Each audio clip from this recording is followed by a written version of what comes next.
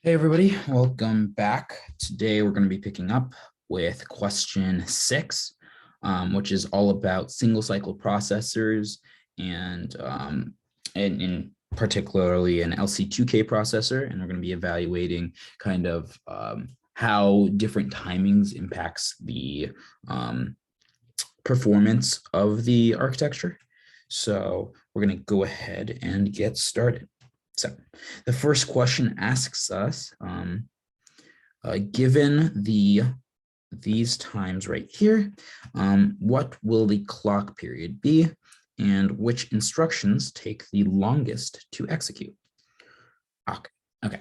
So with this type of question, there's really only two possible answers for which will be the instructions that take the longest to execute. And those two potential answers are a load and a store. And the reason for that is that a load performs every type of access, right? So it performs an ALU access, it performs two memory reads, it performs a memory, it doesn't perform a memory write, but it performs a memory read, a register read, and a register write. So the only thing it doesn't perform is a memory write, but it does perform two memory reads. A store instruction is going to perform a singular memory read. It's going to perform a memory write as well as a register read. It does not need to perform a register write, but it does perform an ALU operation. Awesome.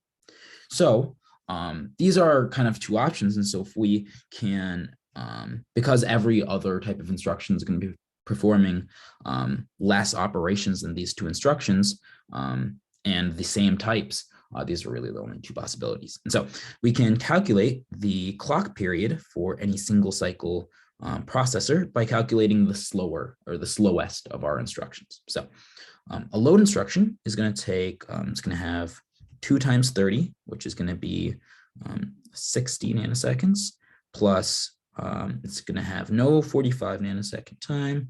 It's going to have a 5 nanosecond register read period, 10 nanosecond write, and 20 nanoseconds of ALU processing. So this will give us a total of 95 nanoseconds to compute a load instruction.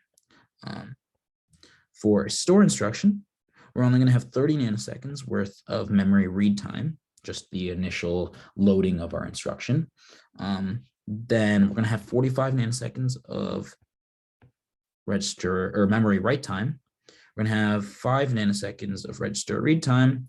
We're not going to have any register writing, but we will have to use our ALU to calculate the offset. So our total, if we add that all up, it'll be 25 plus 45, 60, or 70 plus 30, which will give us 100 nanoseconds. So our slowest instruction is going to be a store instruction, and the clock period is going to be the amount of time it takes to execute, which is 100 nanoseconds. Awesome. So part B, it says one of the latencies in the specification is incorrect. What we find is that the latency of a load instruction is longer. So it looks like the store instruction is not longer. And so thus it will define the clock period. And a benchmark program takes 5,250 nanoseconds to execute. And it has the following instruction mix. Okay, so the first part in doing this question is we need to discover what the clock period is, right? So what's convenient about single cycle processors is that we have our CPI for every instruction is going to be 1. And so if we want to find the if we want to find the clock period, we can simply compute how many clock cycles were run by finding the total of the number of instructions that were run, and then divide the total benchmark time by that. And so the total number of instructions that are run is going to be 30 plus 20. So we're going to have 50 instructions that are run. And so since we have 1 CPI, this is going to translate to 50 cycles. And so if we wanted to find the clock period, we could take the benchmark time, which is 5250. We could divide it by the number of cycles. And so that should get us 105 nanoseconds per cycle. So our answer is going to be 105. So what we learned from that is that load instructions are going to take 105 nanoseconds. And not just this, but it's not going to, or can't possibly increase the time that it takes a store instruction to execute by more than 5, because it says that, or it needs to be less than 5, strictly less than 5, because it says the load instruction is strictly longer than all other instruction types. And we know that its current store instruction is currently at 100 nanoseconds. Okay, so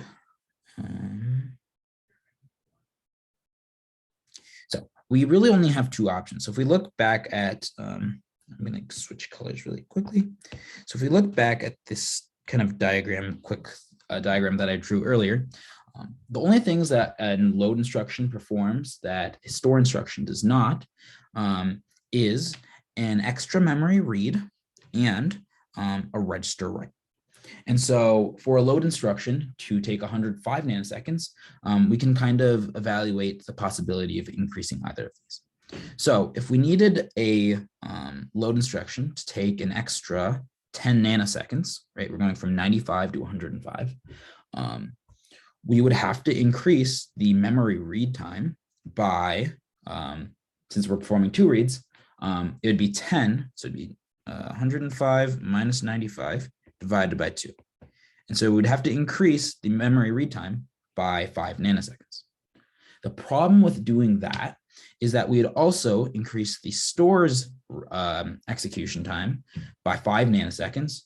And so then both the load and the store instruction are going to take 105 nanoseconds, and we would no longer satisfy the idea that it's going to be strictly longer.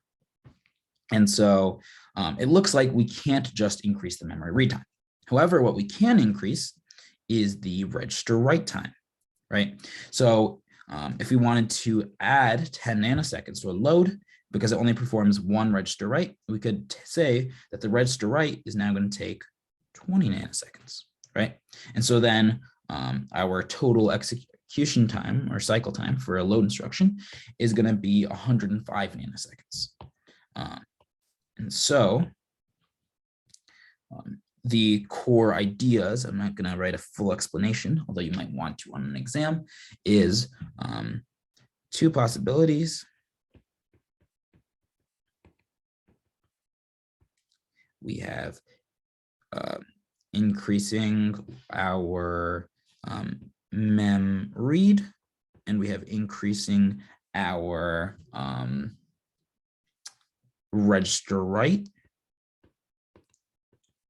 And then we have to probably explain that this doesn't work because the clock period for store instructions would equal the clock period for load instructions. However, register write is going to, if we increase it from 10 to 20, right, we can get the store clock period will still stay at 100 nanoseconds, whereas the clock period of a load will be 105 nanoseconds. And so we can reflect that in our answer, where we say the latency of a register write is incorrect, and the correct latency should be 20 nanoseconds as opposed to the 10 that was there earlier. Awesome. So that's all I have for this question. Next time we will be looking at BC3K, which is a new ISA. And so, yeah, hopefully that was helpful, and I'll see you guys next time.